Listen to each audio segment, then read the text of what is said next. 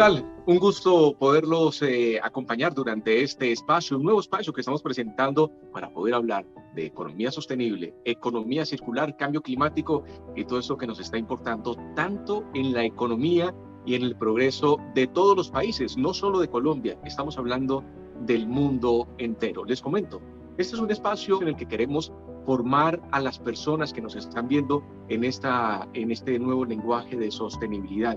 Es un espacio que se ha creado con tres grandes amigos. Hablamos de Nicole Estefan, de Juan Pablo Morales, de Nuevos Medios, y quien les habla, Sergio David González. He estado en varios medios de comunicación hablando de economía y ahora vamos a hablar de sostenibilidad. Así que la invitación para todos ustedes, también para que nos acompañen a través de nuestras redes sociales. Yo les tengo un invitado muy especial, una persona que puede referirse de manera concreta a lo que es la sostenibilidad. Y por eso quiero darle la bienvenida a Alexis Leroy, quien es el CEO y founder de Alcott. Gracias, Sergio, y muchas gracias por la invitación. Un honrado de poder abrir este gran programa y que podáis poner una ventana sobre este factor tan esencial que es la sostenibilidad bajo la era de París. Muchas gracias. Alexis, ¿cómo le podemos decir a las personas que hasta ahora se están involucrando en este nuevo lenguaje de sostenibilidad, que muchas personas como que lo ven en la nebulosa y no saben en qué consiste? Han visto en algunos medios de comunicación especializados o no especializados que ya se empieza a hablar de sostenibilidad y de cambio climático. ¿Cómo podemos resumir esto en palabras concretas para que todos en la familia podamos entender? La buena administración, sencillamente, pero hay algo que me llama mucho la atención, es que siempre asociamos la sostenibilidad como algo nuevo. Y recién estaba leyendo la biografía de Teddy Roosevelt, entonces estamos en los 1800 y pico, y ya había constituido los parques naturales americanos. En 1970, en el Club de Rome, la famosa universidad MIT nos entregó un informe de un crecimiento ilimitado en un mundo con recursos limitados. Tenemos el protocolo de Kioto desde 1997. Por fin, en 2015, por primera vez en la historia del mundo, tenemos 197 países que se ponen de acuerdo sobre algo. Nunca ha ocurrido en 50.000 años de evolución del Homo sapiens, que es el clima y la sostenibilidad. Es lo más difícil. Para la humanidad es lo más difícil, poner de acuerdo a los hombres, y sobre todo cuando hay productividad, cuando hay dinero de por medio. Sí, pero imagínate la importancia del tema para que llegamos diplomáticamente, porque todos nosotros no hay problema, una vez que hay una agenda política se vuelve un problema. Entonces, creo que la parte nueva, la parte de factor temporal que estamos asociando a la sostenibilidad es el factor de urgencia. Y pues todos podemos ver que es el año el más dramático, año tras año, y que todo esto se va acelerando. Entonces, sencillamente puesto, la buena administración de nuestros recursos naturales, recursos culturales, recursos humanos. Bien, eso es una explicación muy concreta para que todos podamos entender en qué consiste la sostenibilidad. Alexis, quiero preguntarle, ¿en qué año se involucró usted en este camino de la sostenibilidad? ¿Cómo llegó acá? ¿Cómo llegó a ser tan representativo en este aspecto?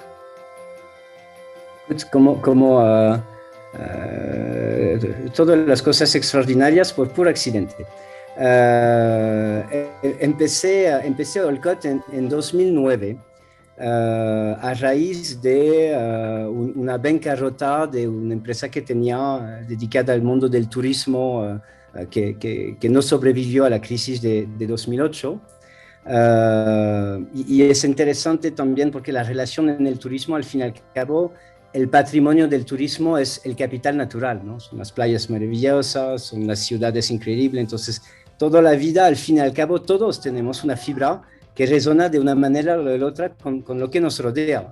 La única cosa es cómo traducirlo, ¿no? Y recién en Europa empezó el mercado de los bonos de carbono, un impuesto que pone una limitación sobre las emisiones de las plantas industriales las más contaminantes.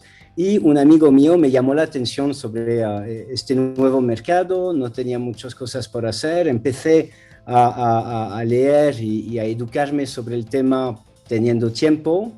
Y leí pues, las diferentes referencias que le indiqué antes sobre el Club de Rome y demás, pero leí más que todo un informe que hacía simulación sobre el mundo a 10, 15 y 20 años. Y la mayoría de los problemas que tenemos hoy en día ya estaban escritos pues, hace casi 15 años ahora. Y esto me llamó mucho la atención y me impactó y pensé que realmente hay que buscar una regularización de esto.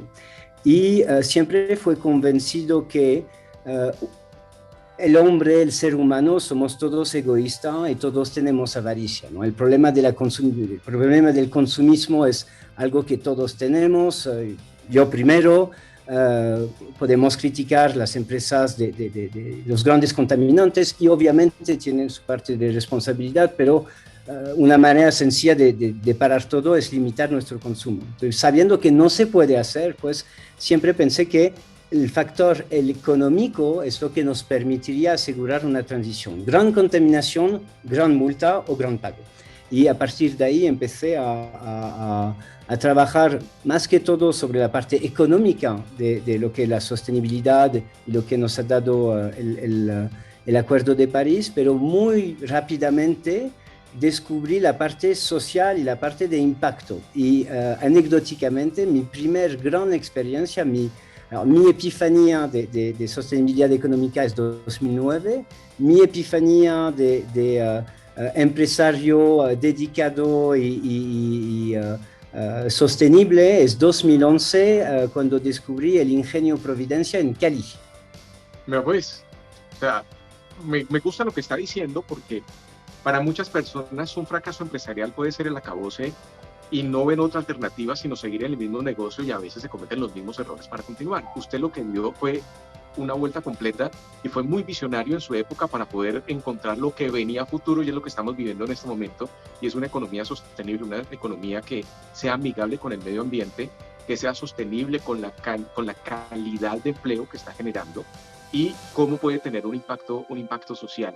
De ahí nace Alcott, de ahí nace ¿en qué ciudad? ¿Nace en el extranjero? ¿Nace en Colombia? ¿Cómo llegó a tener este impacto? Y cuéntenos, ¿cómo ha sido ese trabajo de poder estar hablando un nuevo lenguaje donde nadie hablaba ese lenguaje en el 2009 o en el 2011? Eran muy pocas personas. Pues, alors Olcott nace en Suiza, en Zug, pero muy rápida, empezando trabajando sobre la parte económica, empezando incluso trabajando proyectos de utilización de metano como fuente energética en las minas de Donbass en Ucrania y rápidamente girando mucho hacia las Américas y reinventando un poco los protocolos. Entonces siempre pensé que las cosas iban en el buen sentido, pero no a la velocidad que necesitaba. Y lo que realmente fue para mí la epifanía de Cali es que ver que un ingenio al fin y al cabo, pues no solo es un ecosistema económico, pero teníamos una equidad de género, una tentativa de equidad no solo de género a nivel de número de empleos, pero de función, remuneración, escuela, centro deportista, un orgullo de la plantilla de hacer parte de esta familia, productor de electricidad a base de bagas que también sustituye a esa ciudad y al fin y al cabo un actor multifacet, educativo, cultural, moral, económico, que hace que un proyecto al fin y al cabo pues se convierte en un corazón que alimenta, ¿no? Y creo que la parte de proyectos descentralizados que alimentan los unos y los otros es lo que es el porvenir definitivamente de la sostenibilidad. Y más allá, esto marcó un gran cambio en Olcott en la voluntad de crear una marca que es una marca con altas ambiciones y alta integridad. Y ir mucho más, y pues la transparencia es lo que nos permite luego ser más exigente con nuestras contrapartes. Eso es importante. Durante todo este trayecto, Alexis, ¿a cuántos países ya llega Alcott?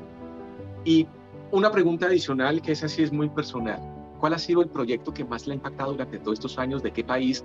¿Y cómo pudo Alcod apoyar al progreso de este proyecto? De esos proyectos que a usted le llega al corazón y dice, le voy a poner todo el empeño para que esto salga bien y que se vuelva un referente para lo que hace la compañía de sostenibilidad. Alors, hoy en día, Alcod somos presentes en 17 países, tenemos más de 60 proyectos con 5 filiales principales, Colombia, México, Madrid, España y Senegal, Dakar. Y también con una visión de ser un incubador de cooperación sur-sur. Creo mucho que los países que al fin y al cabo tienen el capital natural no contaminante, América Latina, África, son los países que tienen el crédito frente a los países del G20 en esta nueva era, y son estos países que tienen que marcar la línea y las políticas frente a los demás. Entonces, soy radicalmente del sur. Alcod es un equipo de 80 personas hoy en día. Calculamos que pronto estaremos más de 100 a final de año para soportar los proyectos que desarrollamos. Tenemos 4 generaciones presentes en la empresa, es decir, que ya estoy empezando a esta etapa de la vida en la cual soy el mayor, pero fascinante también las conversaciones y la educación y el acercamiento, ¿no?, con la nueva generación que realmente tiene una visión y de cierta manera una integridad mucho más alta que tenía a la misma edad en la misma situación, es decir, que nos exigen que seamos a la altura de las ambiciones, nos exigen que la empresa entrega lo que ha prometido de entregar y me encanta el reto y nos permite de ser mentor sobre la parte de experiencia, pero también tener un mentoring sobre la parte moral, ¿no? Porque hay menos afección sobre lo que son el activo y la noción de tener. Es más la noción de ser y la noción de realizarse. Y eso para mí me da mucha experiencia. A nivel de proyecto, el proyecto el más difícil iba a contestar sobre un proyecto que tenemos en Senegal, pero radicalmente el proyecto que más me mueve y el más difícil que tenemos es un proyecto en Colombia, que es un proyecto en el sur de Meta. No conocía el sur de Meta, aprendí a descubrir el sur de Meta hace 4 años con todo la dificultad y la drama, ¿no?, de esta zona. Y estamos desarrollando con comunidades en Puerto Hierro, Puerto Vista Hermosa, Puerto Rico, un proyecto que agrupa 1000 familias que se están convirtiendo en conservador. En vez de explotar, talar y tener ganado sin método, hemos unido todas estas familias a través COVID, a través el retorno de las disidencias, hemos pasado realmente de todo. Este proyecto y el concepto de este proyecto es un proyecto de conservación y luego desarrollar un proyecto de restauración de bosques naturales locales. Y para mí es el proyecto el más significante porque el problema de la deforestación generalmente no son comunidades indígenas, saben manejar el ecosistema mucho mejor que cualquier persona, generalmente son comunidades que son vulnerables y que tienen pocos recursos. Entonces, convertirse esto en defensor de la naturaleza y con éxito, porque una de las claves de este programa es la posibilidad de monetizar las reducciones de emisión, que son bonos de carbono que funcionan con la legislación colombiana y que van a funcionar con el Acuerdo de París, y a raíz de esto, vender estos derechos para financiar proyectos productivos de las comunidades. Y lo que hemos logrado es que las comunidades nos aceptan de tener comité de inversión con equidad de género y con representación generacional. Entonces estamos incluso recreando un espacio político inclusivo autónomo. Caramba, Alexis, eso sí que es un trabajo impresionante. ¿Cómo fue ese recibimiento? Quiero centrarme un poquito en ese proyecto. ¿Cómo fue el recibimiento de las comunidades cuando se les presentó una alternativa diferente para poder tener recursos en sus bolsillos? Que no fuera talar árboles o ser permisivos en algunas otras personas que talaban árboles o hacer parte de alguna actividad ilegal, sino apostarle a la preservación. ¿Cómo fue ese lenguaje que ustedes llegaron a la comunidad para que entendieran que a través de la conservación se podían conseguir recursos para sus familias? Fue difícil y sigue siendo difícil porque generalmente que sea en este proyecto o otros proyectos son comunidades que son vulnerables, que muchas veces fueron engañadas o que han perdido la fe y que tienen pues antecedentes de dolor. Entonces es un camino que es un camino lento, es crear confianza, explicar poco a poco y más que todo es capacitar. Hemos dedicado 4 años, unos equipos específicos que fueron a ver la gente uno por uno en comunidad en general y capacitando, trabajando en esto. De hecho, una de las cosas la más importante en Olcott hoy en día es la capacitación. Estamos desarrollando un Olcott Academy para poder no solo soportar nuestros proyectos, pero trabajar con escuela, trabajar con gobiernos, porque creo que una de las grandes dificultades para que, ¿cómo puede ser que la sostenibilidad no sea el tema y que hablamos de otras cosas? Y todavía estamos a veces en página 2 o 3, y debería ser el headline de todos los días, es que mucha gente no son consciente, no saben. Entonces hay que invertir en esto. Entonces hay que comunicar, hay que ser paciente y también lo que estamos preparando es que estos mismos proyectos poco a poco sea la misma comunidad que entra como elemento activo de gestión del proyecto. Entonces, la gente no va a recibir plata en el bolsillo, la gente va a recibir plata para un proyecto de huertas o para una fábrica de otro elemento que poco a poco le va a permitir desarrollar sus actividades. Entonces, realmente la ambición es crear altos rendimientos y valor añadido dentro de las actividades de la comunidad a través de proyectos de conservación, de restauración o proyectos de eficiencia energética o gestión de basura. ¿En qué porcentaje van en ese proyecto en el departamento del Meta? A nivel de territorio, sí. Estamos con un poco más de 50.000 hectáreas. Mi meta es triplicar esto de aquí a 2023. Súper bien, súper bien. ¿Y ya han hecho alguna compensación? ¿Ya han hecho algunas emisiones de bonos? ¿En qué va eso? Vamos a repartir los primeros dividendos y estamos en fase final de la constitución de las SAS para cada municipio, los estatutos, pero pues ya hemos pasado todo lo difícil. Ojalá. Pero bueno, pero mire que el acompañamiento no es solo en dar a conocer el tema de sostenibilidad, sino también acompañarlos legalmente en la constitución de sus propias empresas para que a través de la legalidad puedan estar mucho mejor en sus comunidades. La idea es que realmente seamos un incubador en aquel planeta. Uno también de las cosas que hacemos es que nos hemos acercado a la NTE para trabajar juntos para la legalización de estos territorios y otros, porque pues, como sabemos, es uno de los grandes problemas que tenemos todavía en Colombia. Entonces, pues somos realmente Olcott, un actor que es un ciudadano y comprometido y es más allá de una misión de conservación, es realmente una misión de impacto. Y creo que la gran lección de París para todos fue esto, es que siempre hemos hablado de clima y con el desarrollo de los objetivos de desarrollo sostenible, que es un invento colombiano, de paso, ya tenemos un idioma universal de sostenibilidad que cubre pues 17 puntos esenciales. Súper bien. Y un tema que usted trató ahí cuando habló del proyecto en el Meta y son la emisión de bonos verdes. Le confieso, es un tema que a mí me encanta. Es un tema que lo escuché por primera vez en el año 2008 y he venido investigando bastante sobre eso. Esa emisión de bonos verdes del departamento del Meta, ¿en qué mercado lo están haciendo?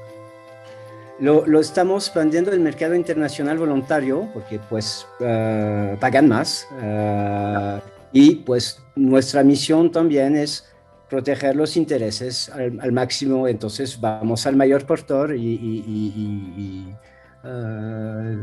bueno, ahí sin hesitación, sin sentimiento y escrúpulo, pero tenemos una misión de custodia y de proteger los intereses al máximo que se puede. Y eso es lo importante, ese es el negocio, esas son las reglas del mercado bursátil en este tema, pues el tema de emisión de bonos. Y eso está bien. Queremos traer aquí a personas que nos transfieran ese conocimiento que han venido trazando años anteriores hasta ahora en tema de sostenibilidad para poder escuchar sus experiencias. Y ya lo hemos escuchado, la experiencia desde el 2009, después de una bancarrota en el sector turístico, y ahí encontró una visión muy importante que lo está llevando en este momento a tener a una de las empresas líderes en sostenibilidad, donde aprueba proyectos, guía proyectos como el que nos estaba presentando en este momento en el departamento del Meta, que es maravilloso. La comunidad unida para poder preservar y sobre eso también poder, a través del cuidado del ecosistema, emitir bonos en el mercado internacional, recibir dividendos y mejorar la calidad de vida. Estoy revisando la página de Alcode, Alexis, y me parece que ustedes en realidad tienen un lenguaje muy cercano a la gente. Las personas que quieran acercarse a ustedes tienen ahí algo muy sencillo, muy fácil de poderlo captar.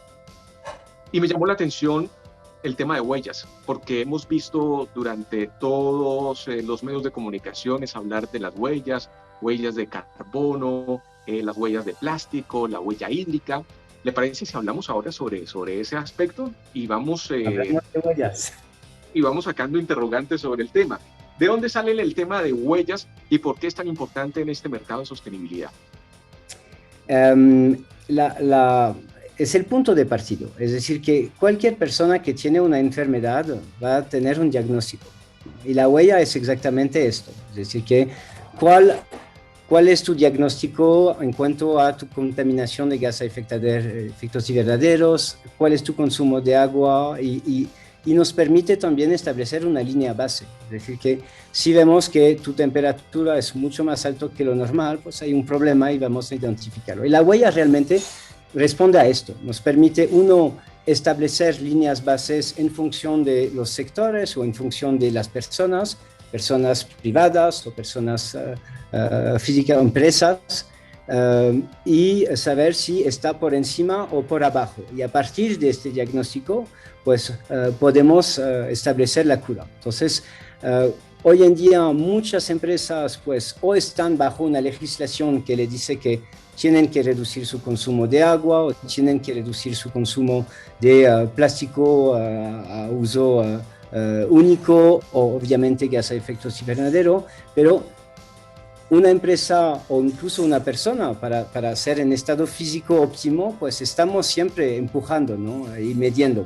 Y todo el proceso de huella es lo que estamos empujando para que cualquier actor económico pueda entrar en esta dinámica y a partir de ahí hacer parte de la solución. Muy bien. En Colombia, ¿cómo estamos? ¿Tienes algunas cifras generales, sobre todo como en huella hídrica? Siempre se ha dicho que Colombia es privilegiado en el tema hídrico, pero también tenemos una agricultura muy fuerte donde varios recursos se utilizan del tema hídrico o energético también en algunos aspectos. ¿Cómo ven ustedes a Colombia en esta huella hídrica? Mira, el tema es que Colombia fue muy mimado, ¿no? Con el agua desde siempre y como cualquier hija mimada, no hay siempre la reacción esperada, pero lo bueno es que hay una reacción, creo que dentro de cada problema hay una solución. El fenómeno del Niño realmente despertó las mentes sobre la impetuosa necesidad de considerar que no es un regalo de Dios que va a durar hasta la eternidad de los tiempos, y vemos que por fin se está hablando de gestión de recursos acuáticos de manera más escrupulosa. Este es impulsado obviamente en primer lugar para la gobernanza de forma general, pero tiene que ser trascendado para el sector privado. Y ahí volvemos a lo mismo. Hay una parte de capacitación necesaria, es decir, que pues va desde cuánto tiempo nos vamos a duchar o cepillar los dientes con grifo abierto o cerrado, y vuelvo a la nueva generación que ahí sí nos da lecciones, hasta un empresario sobre la gestión y las elecciones que van a hacer. Entonces, creo que el próximo reto que tenemos en Colombia y en el mundo de forma general realmente es la gestión de agua. Incluso cuando vemos el impacto de deparamotización de Colombia, que tiene este ecosistema tan extraordinario para mí como europeo, cuando descubrí los páramos fue algo trascendental. Y es algo también sobre lo cual trabajamos, pero necesitamos realmente una movilización mucho más fuerte y implicada en esto. Y creo que lo que falta, hablábamos de huella, es un sistema de reporting, de cómo vamos a dar cuenta, cómo podemos controlar y verificar el estado actual del consumo de agua, lo que es basura de plástico, de lo que son gases de efecto invernadero, y el gran reto dentro de la sostenibilidad de los actores es buscar esta unión de formato de monitoreo, de verificación y de información, de reporting. Y ahí creo que en la época en la cual vivimos, la tecnología tiene un gran papel por jugar, y es donde sería otra conversación, pero creo que la tecnología blockchain que garantiza la integridad de información es una vía que nos permitiría de tener una información asegurada, descentralizada y actualizada en permanencia, y a partir de ahí poder tomar las medidas oportunas. Eso es importante, porque todo debe tener estadísticas. Como en cualquier empresa, lo que no se puede medir no se puede controlar.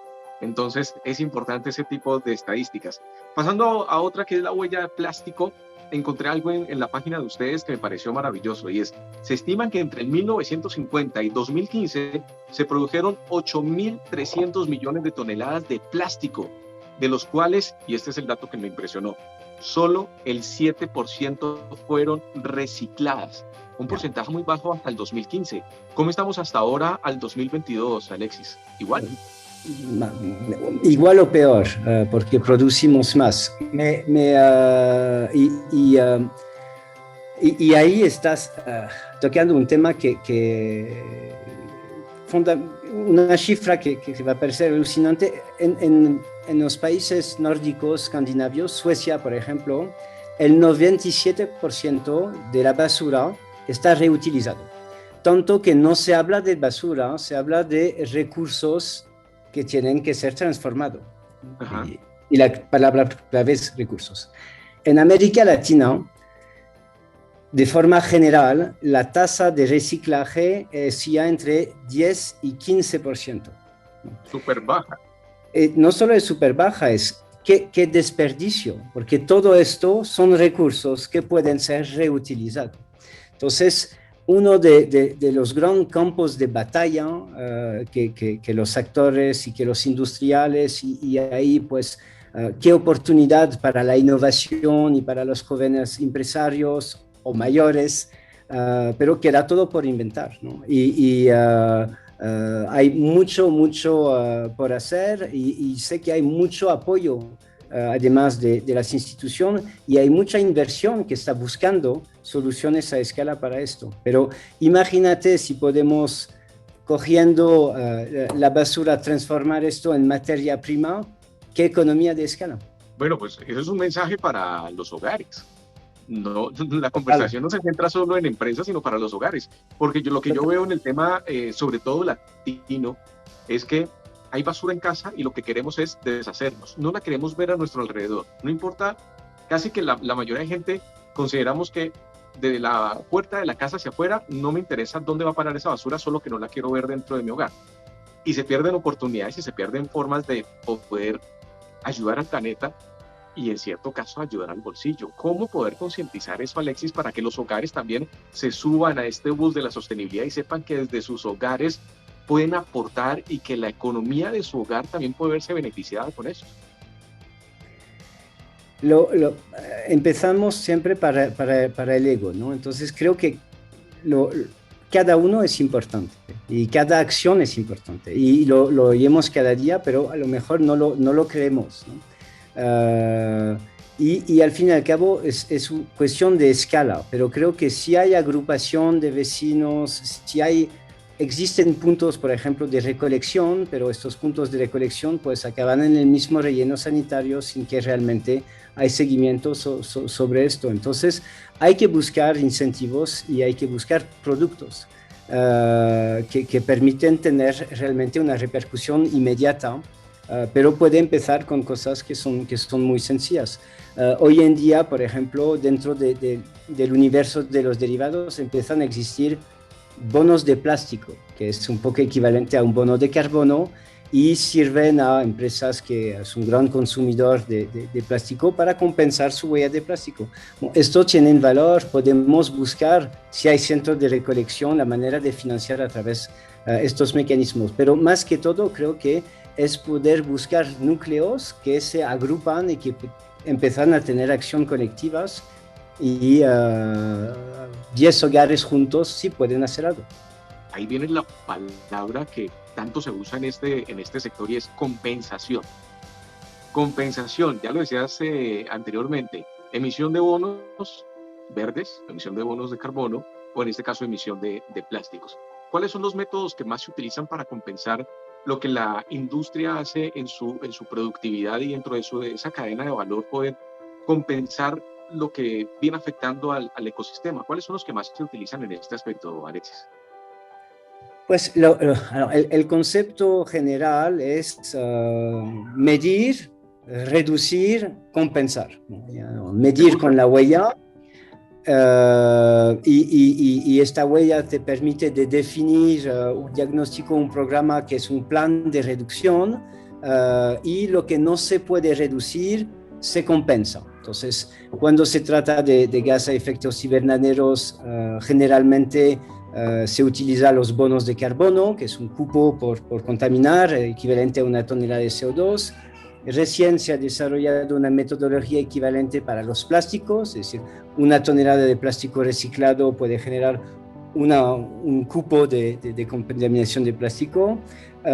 Existen también certificados de energías renovables que permiten, donde no hay energía limpia en la red, utilizar esto como medida de compensación.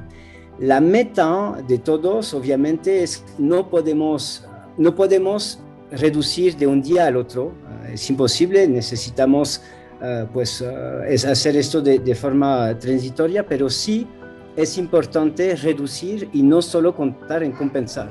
La compensación es algo que es un intermediario y tiene que solo tratar de las toneladas de CO2 o los elementos de compensación imponderables. Siempre digo, el trabajo de Olcott será bien hecho el día que no hay más bonos de carbono necesarios, ¿no?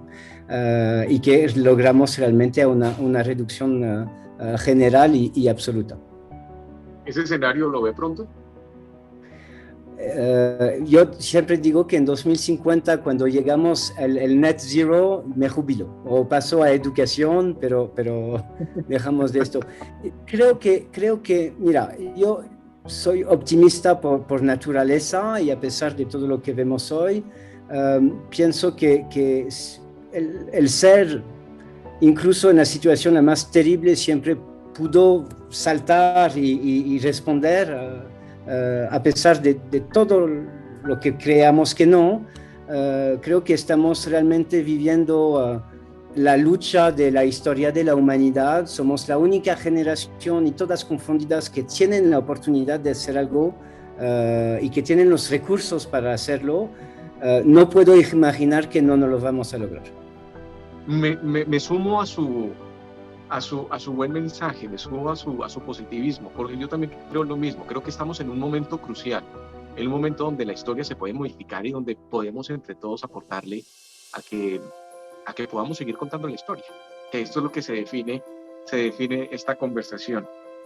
Bueno, ya hemos pasado por varias cosas, hemos pasado de sus inicios, hemos venido un poco más para acá, de cómo se potencia Olcott, de cómo sigue impactando vidas, hablamos de las huellas hídricas, de carbono y también de plástico y todo esto que viene haciendo, y haciendo un comparativo desde hogares y también de industria. Ahora quiero que pasemos a un aspecto netamente educativo, si le parece. Y aquí viene una forma donde desde nuestro contenido queremos que más personas se vayan familiarizando con este lenguaje, porque de seguro que van a escuchar muchísimo, no solo aquí en nuestra plataforma, sino en muchos medios de comunicación, en centros educativos y en muchas conversaciones hasta en sus hogares. Estuve revisando la página de Alcott. Me encontré con muchas siglas. Este sector tiene bastantes siglas que para muchas personas que están iniciando en este aspecto pueden ser un poquito tediosas, pero muy importantes. ¿Le parece si vamos resolviendo una a una en este aspecto? Vamos, Sergio. Muy bien. Encontré una que es ODS. ¿Qué significa eso, Alex? Objetivo de Desarrollo Sostenible. Básicamente son las 17 metas de la Agenda 2030, que otra vez es un concepto que nace en Colombia y cada objetivo tiene su propia agenda, va de no pobreza, educación, agua, y es lo que se está convirtiendo en el idioma universal de la sostenibilidad. Preciso que como cualquier nueva industria, siempre hay siglas. Si tú te recuerdas, Internet al principio era también bastante esotérico. Pero al final todos empezamos a hablar ese mismo lenguaje. Exactamente. Y se facilita. Las personas que no querían entrar en el lenguaje lo entraron en ese aspecto, y eso es lo que queremos aquí también, que todos podamos entrar. Yo sé que muchas personas lo han visto, pero quizás no están tan relacionados. GEI. Es gas a efectos invernaderos. Entonces, pues son todo lo que es metano, N2O, y de forma general, en el idioma del Acuerdo de París, todos los gases están convertidos en una unidad que es el CO2.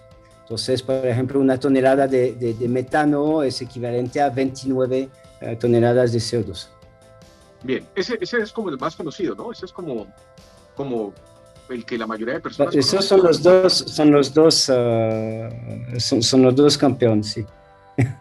en la lista del retiro. En la lista, ese es como el Bitcoin de las criptomonedas, el que todo el mundo conoce. El que todo el mundo exactamente.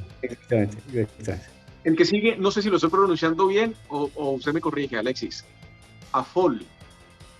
Alors AFOLU es todo lo que es afforestation, forestry or other land use, que básicamente todo lo que son soluciones basadas en la naturaleza, desde conservación a restauración, y la parte interesante, que es el último, land use, uso de suelo. Recién, por fin, estamos considerando los suelos. Y durante mucho tiempo pensábamos que pues ahí está, que no pasa nada, pero realmente los microorganismos, lo que secuestra el suelo, lo que aporta el suelo, es tan importante como lo que hay por encima de los suelos.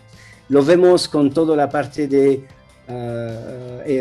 carbón azul, es decir, los manglares, los pastos marinos, lo de los páramos evidente, los bosques de las amazónicas en cierto punto secuestran casi más por los suelos que por lo que está generado en el canopy, el cuidado de los microorganismos se está empezando también a volver en algo fundamental y importante. Y creo que una de las soluciones para la regeneración ambiental es el tratamiento de suelo.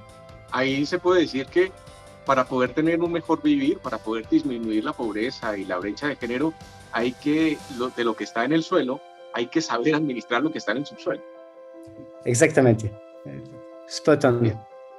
Bien, ya vamos entendiendo. Otra sigla más que encontré en la página de Alcott. RED+. RED con doble D. RED+.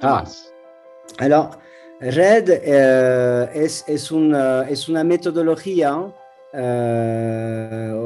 otra vez en inglés, que básicamente es por la deforestación. Entonces, es una metodología que te permite de generar un cupo de contaminación, una tonelada de CO2, por cada tonelada que has evitado que se deforestan.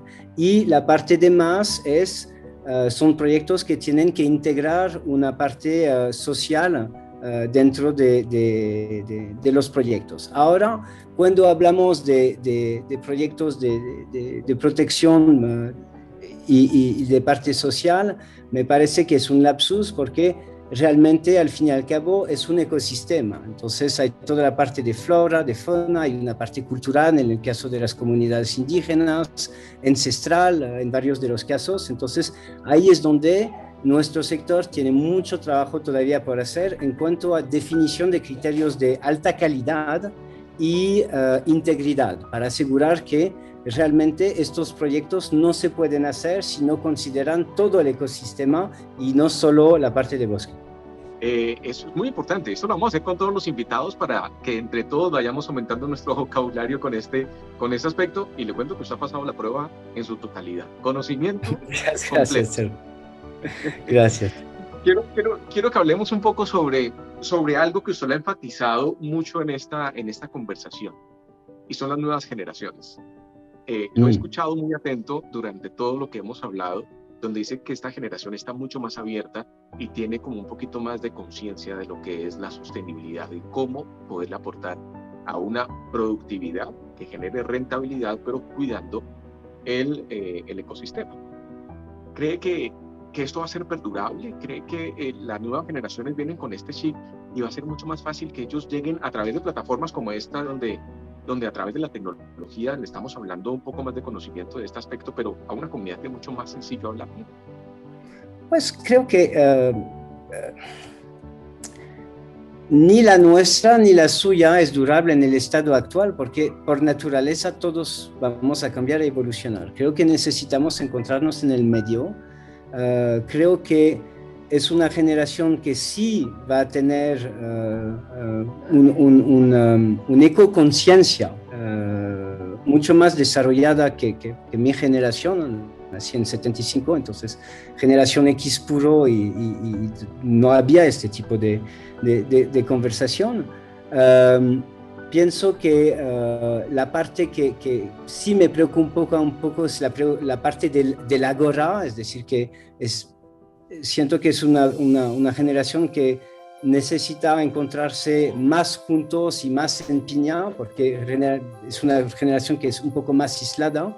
Y en cuanto a la generación que precede y las dos por demás, necesitamos revisitar nuestra manera de consumir, nuestra manera de trabajar.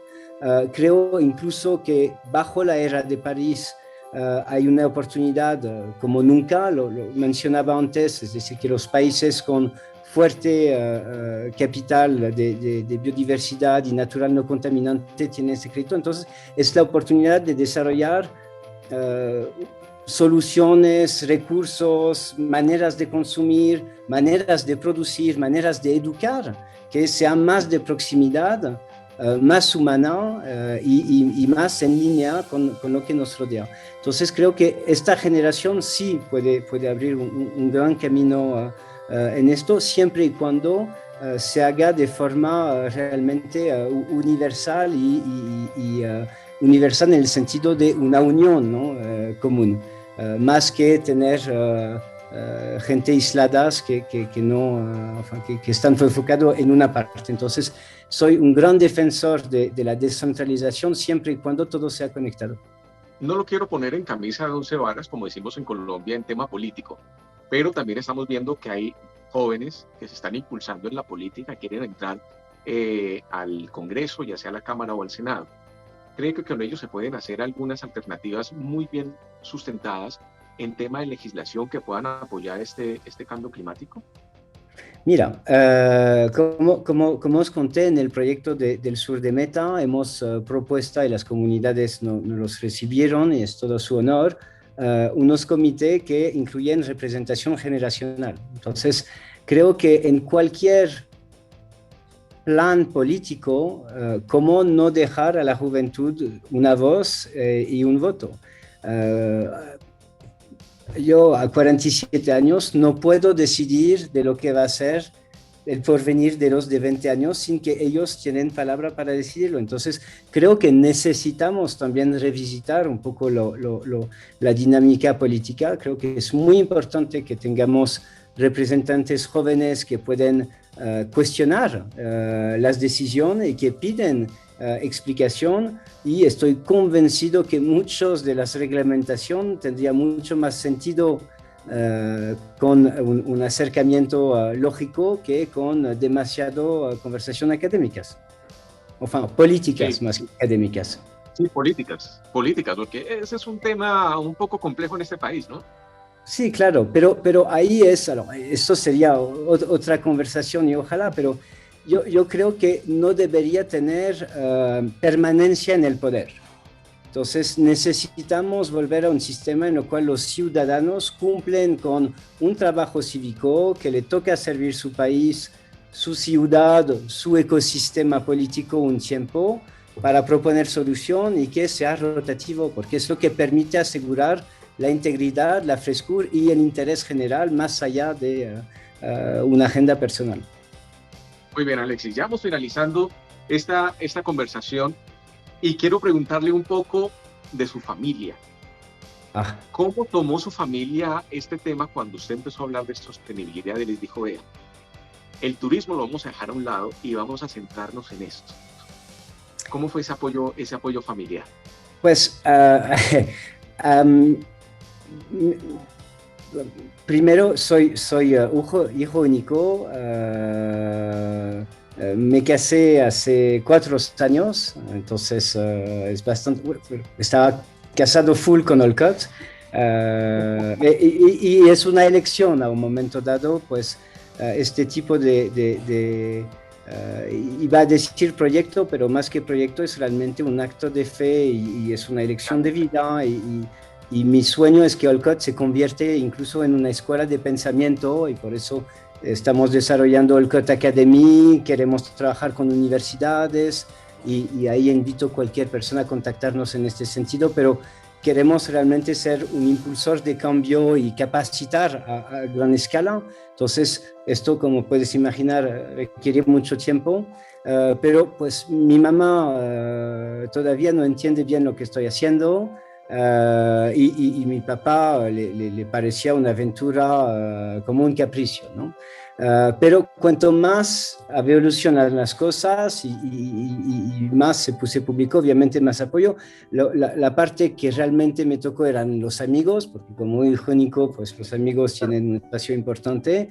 Y ahí pues he tenido al principio mucho detractor que pensaban que estaba perdiendo el tiempo y que pues hoy en día se han convertido a la causa, ¿no? Entonces es muy gratificante.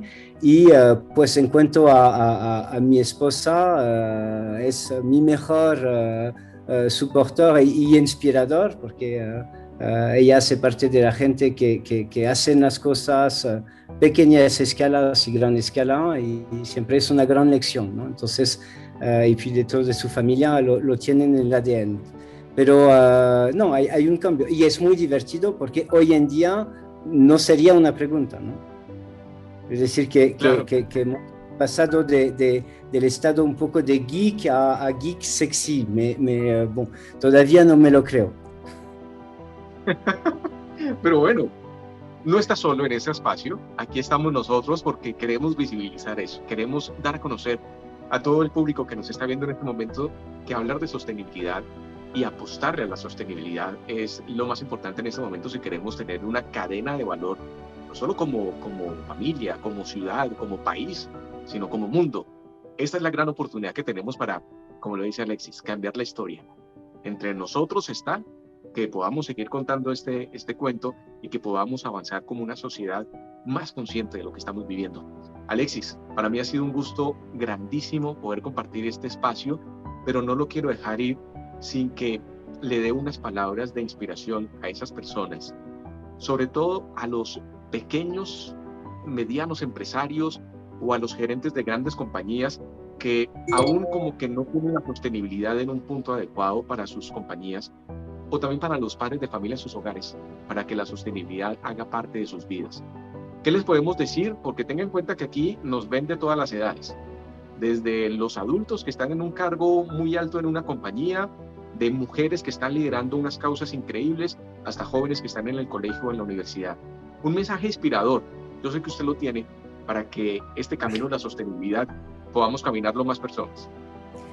Pues yo diría que es un poco rebotear sobre lo que pensaba, te contaba antes, es decir, que estamos en el último momento de la historia del mundo en lo cual podemos ser no solo un agente de cambio, pero un líder de cambio, que sea con nuestros vecinos, en nuestro hogar, en nuestra clase de escuela, en nuestra manera de conducirnos en el trabajo, como líder empresarial, como simple empleado. Nunca jamás volveremos a tener este desafío a lo cual podemos acudir y realmente hacer que acabamos todos con este papel de líder impulsor de cambio. Y creo que esto realmente es algo que puede tocar desde los niños que todavía están en la escuela y que tienen este papel tan importante de pensar y formalizar el porvenir, que los más grandes empresarios que tienen la oportunidad de poner toda su fuerza y sus equipos al servicio de esta cosa común. Muy bien. Alexis Leroy, CEO y founder de Alcott. Gracias por estar aquí con nosotros. Muchísimas gracias por el espacio. Gracias.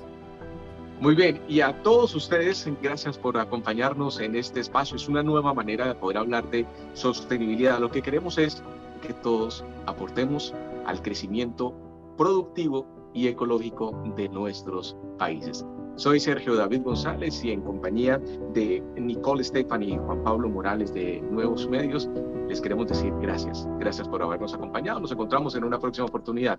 Hasta luego.